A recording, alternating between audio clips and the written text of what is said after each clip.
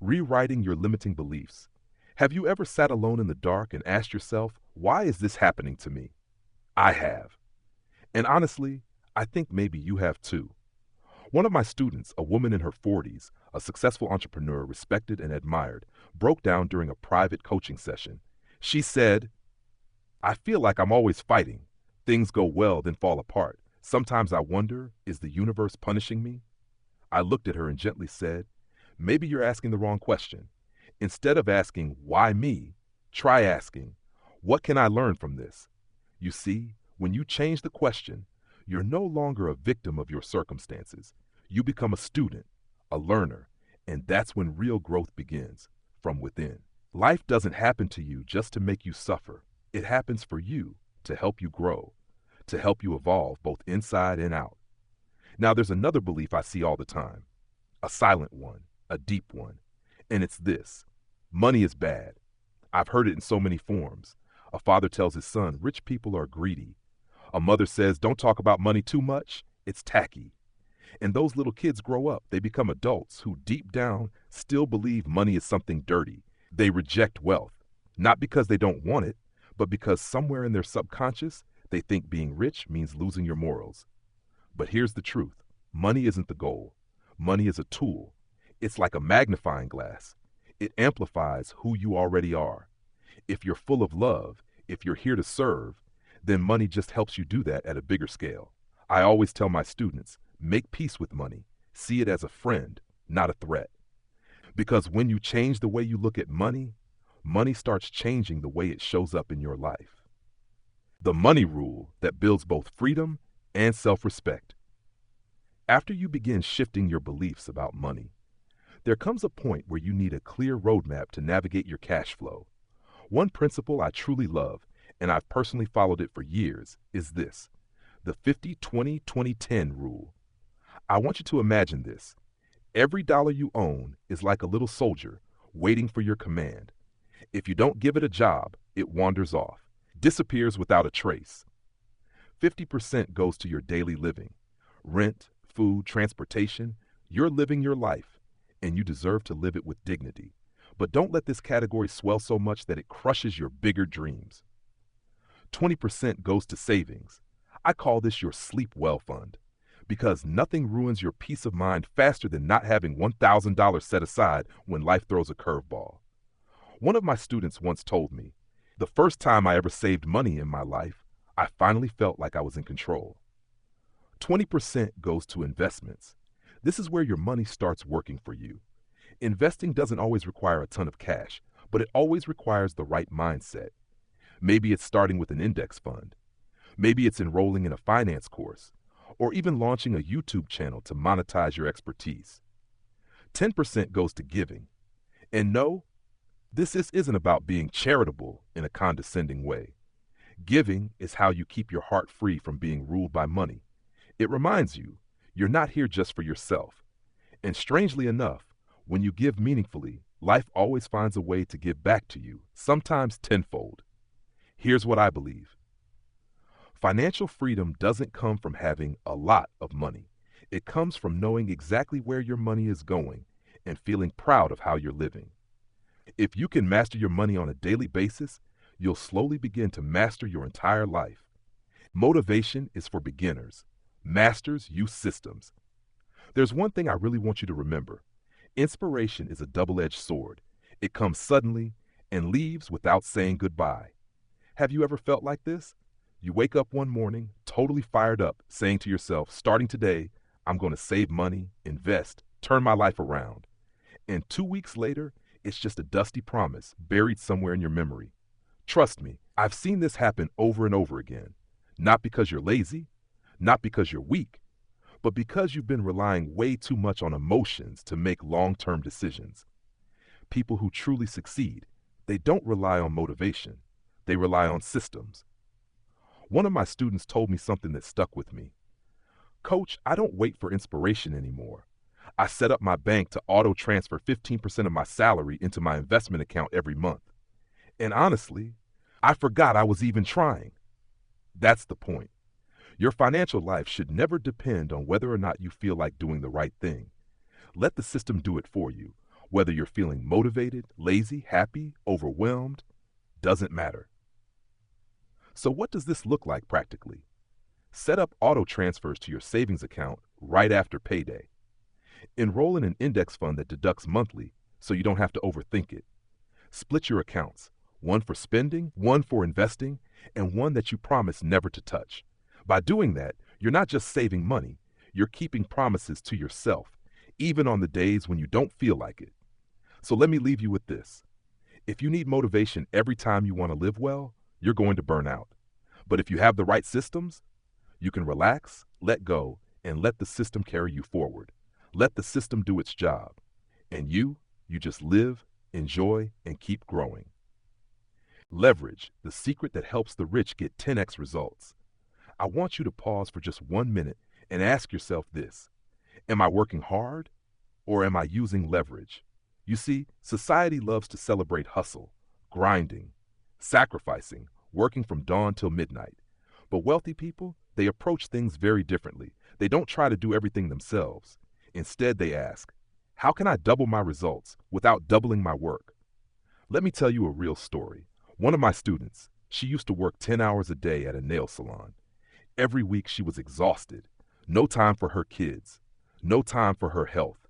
She felt stuck, like she had no way out. But then she learned about leverage. She started by hiring a helper. Then she learned how to manage, not just work. She installed a booking software to automate her appointments.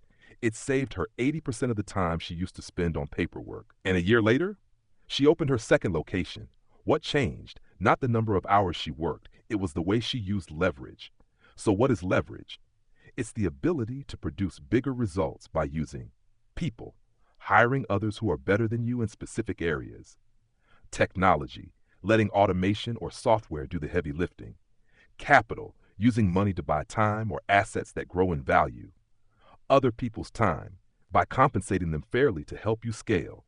Poor people often try to save money. The wealthy, they ask, how can I spend $1 and get $5 back? So here's a powerful question I want you to start asking yourself. Beginning tomorrow, how can I double my output without doubling my effort? If you commit to that question day after day, it will change the way you think, the way you earn, the way you live. Because freedom, it doesn't come from working more hours. It comes from knowing how to let the world's energy work for your vision. Your income won't grow until you do. Let's be real for a minute, just you and me. When was the last time you actually invested money to upgrade yourself? And no, I don't mean buying new clothes or taking a trip to escape for a bit.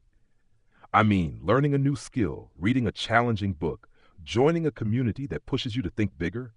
I once asked a friend who was really struggling financially, imagine someone gives you $10,000 right now. What would you do with it? He said, I'd probably pay off some debt or buy something to breathe a little easier. I paused, then said, that's exactly why the cycle never ends for you. You're using money to fix the symptoms, not the root. And the root? It's you, the current version of you. No company is going to pay 6 figures to someone who's still thinking and working like they did 5 years ago. No one's going to hand you $1 million opportunity if you're still stuck with outdated thinking and old habits. So here's the truth. Your income can never outgrow you. I had a student. She was making $3,000 a month at the time, but she took a bold step. She invested nearly 10% of her income into a negotiation skills course. 6 months later, she was promoted to manager.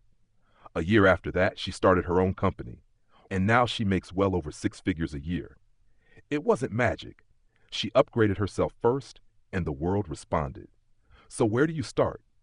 Learn one skill your market actually values. Read daily, even if it's just 10 pages.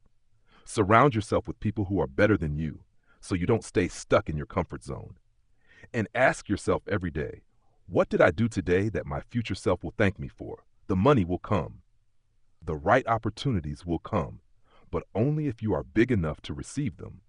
And if you don't know where to start, start within, because investing in yourself will always be the highest return investment you'll ever make. Before you go, I want to remind you of one simple truth. Growth doesn't always look like fireworks. Sometimes it's quiet, internal, invisible to the world at first. But with time, that growth becomes impossible to ignore. So if today's message stirred something in you, maybe a little voice that said, it's time, then don't ignore it. Honor it. And if you're looking for a space that reminds you of who you're becoming, you're in the right place. Hit that subscribe button. Turn on the bell so we can keep growing together, one mindset shift at a time. Until next time, take care of your mind, your money, and your mission. And remember, the future you want is waiting for the version of you who's bold enough to go after it. How a simple notebook could transform your financial destiny. Let me ask you to imagine this. You walk out, grab a coffee, maybe $6. By the time you get home, you can't even remember what it tasted like because you were sipping while scrolling through your phone. A week later, you sigh and say, where the heck did all my money go? But if I asked you, how much did you spend last week? And how did you feel every time you spent money? Would you actually know? I started keeping a money journal back in 2017. At the time, I had, I kid you not, a single digit in my bank account. I didn't start journaling because I was disciplined. I started because I was scared. I had no idea where my money had gone. And like you might think now, I used to say, it's just $2, not worth writing down. But here's the thing. The money that disappears silently is what controls your financial future. So I began writing down every single expense, even that $2 snack. But more importantly, I wrote down how I felt after spending it. I wrote things like, bought a new shirt today, felt guilty, but happy for the first 3 minutes, ordered takeout because I was too lazy to cook, felt out of control while eating. And slowly, I started to meet another version of myself.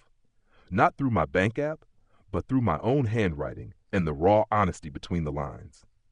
I saw it clearly. Every time I was stressed, I spent to feel better. Every time I felt insecure, I bought something to prove I was doing okay. Every time I was anxious, I used money instead of facing the fear. That was the beginning of real change. Not by cutting out every little joy, but by understanding what was really driving my choices. You can't control what you refuse to look at, and I get it. Money journaling isn't sexy. It's not glamorous. Most people will never do it. But I'll tell you this, it's a mirror, not made of glass, but made of every dollar you've ever handed out. So tonight, are you willing to pick up a pen and ask yourself, why did I spend money today? And what was I really feeling underneath it? You might be surprised by what your own story reveals. Don't let one person control your financial destiny. There's a story I'll never forget. One of my students, 38 years old, brilliant, loyal, had worked for the same company for nearly a decade. Then one morning, he opened an email from HR. Position terminated due to restructuring, effective immediately. No warning, no performance issues. Just the company changed direction. He didn't break down because he lost a job. He broke down because he only had one source of income. I'm not telling you this to scare you. I'm telling you this to remind you. When you rely on one stream of income, you're gambling your entire life on a single life raft. And if it deflates, you go under. I've been there too. There was a time when all my income depended on one project, one client, one paycheck. And when they pivoted, not out of malice, just business, I was left gasping. I remember staring at the ceiling at 2 a.m., afraid to spend even $5, not because I was broke, but because I had no backup. It took me years to realize financial freedom doesn't start with a big paycheck. It starts when you stop letting other people hold the keys to your survival. So I started small, a weekend coaching session, an ebook, a small auto investment in a conservative fund. That first extra $100 I earned outside of my job, it didn't change my net worth, but it changed something deeper. I felt free. I no longer needed to beg for someone else's approval to survive. And listen, I'm not saying quit your job. I'm saying don't let it be your only lifeline. Let money come through multiple doors. So when one closes, you don't have to knock. You just walk through another. So today, let me ask you, if your main income disappeared tomorrow, how long would you last? If that question makes your chest tighten a little, good. That's awareness. That's truth. That's the beginning. Start small. Write a blog. Teach a skill. Sell something you care about. Set up a drip investment. Just don't stand still, because freedom, it doesn't come from how much you earn. It comes from no longer being under anyone's thumb. Can you see the wealthy version of yourself 10 years from now? I want you to pause for just a moment, take a breath, and ask yourself, what do I want my finances to look like 5 years from now? Am I truly moving toward that vision, or just going in circles, stuck in survival mode? One of the most common things I hear from people is, I want more money. But when I gently ask, how much is more? When is it enough? What will you do with that money? Most of the time, they fall silent. One of my students once told me, I just want financial freedom. So I asked, what does freedom mean for you? How much money would you need per month? And freedom to do what exactly? She blinked and realized in 10 years of working hard, she had never written down a clear number. She was chasing more, but had no idea what more actually meant. That's why I ask you now, write out your financial vision for the next 5 to 10 years. Not vague wishes like, I want to be rich, but something clear. I want 3 streams of income. I want to bring in $8,000 a month consistently. I want to live in the quiet countryside, work 3 days a week, and give 20% of my income to education and charity. You see, a clear vision will pull you out of bed on the mornings you feel tired. It'll help you say no to the stuff that doesn't matter. It'll guide your investments, not based on hype, but based on your plan. Most of all, it helps you live by intention, not by reaction. Because someone without a vision will live by instinct, spend by emotion, and end up stuck in the cycle. Earn, spend, regret, repeat. So if you've been feeling lost lately, I invite you to take 30 minutes tonight. Grab a pen and answer honestly. 10 years from now, how do I want to live? How much money would I need each month to live that life with peace and dignity? What value can I create sustainably to earn it? You might be surprised what comes up.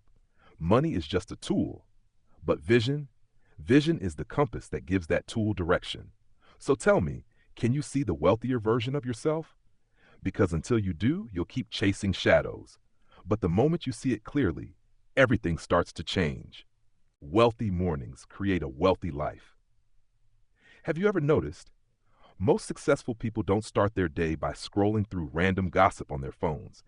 They start their day with a ritual of wealth, a personal system, mental, physical, emotional, that helps them step out of bed and into the role of a creator, not a reactor. Every morning, I write down my goals for the day. Not because I forget, but because when you write, you rewire your brain. You send a message to your subconscious. This is important. This is what I commit to. Even if it's a small goal, that simple act says to life, I'm not drifting. I have direction. Then I move my body. Not a fancy gym routine, just 15 minutes, a little stretching, breathing, a walk in fresh air, enough to clear my head and wake up my spirit. There's a study from Harvard that found people who do light exercise in the morning make 29% better financial decisions during the day. Why? Because when your body is strong, your mind is clear, and a clear mind protects your wallet. Finally, and this might be the most powerful part, I speak a truth to myself, out loud, every day. I am a creator of value, not a hustler for scraps. It might sound simple, even cheesy, but this one sentence saved me from chasing petty money. It reminds me, don't just sell hours. Build something of worth, something the world wants and respects enough to pay well for. Anvit, one of my students, used to bounce between freelance gigs, living in constant financial chaos. Nothing stable, nothing clear. He committed to just 3 simple morning habits for 45 days. Write his daily goal, move his body, say his wealth mantra out loud. And guess what? His income shifted. His focus sharpened, because when you change who you are each morning, you reprogram your future. So tomorrow morning, will you open your phone first, or will you open the door to a wealthier version of yourself? The choice is yours. Deep focus, the quiet art of getting rich. Let me ask you something. Have you ever had one of those days where you work nonstop? Meetings, emails, phone calls, to-do lists, and by the end of it, you were completely exhausted. But weirdly, nothing important actually got done? Yeah, that's not work. That's just noise. I call it surface labor, where you're busy but not building anything that lasts. The truly wealthy, They don't live like that. They're not jumping from tab to tab, refreshing inboxes, checking phones every 5 minutes. They choose one thing and they go deep. They protect 2 to 4 sacred hours a day for deep work, the kind of work where you enter flow, where time melts away and your brain creates at its highest level. One of my students, a freelance designer, used to earn just enough to get by.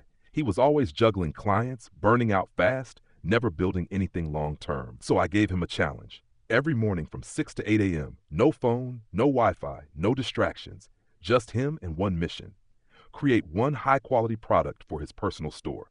6 months later, he hit financial freedom 2 years earlier than planned. Why? Because he stopped working more and started working deep. Deep work is when you build assets, not just hit deadlines.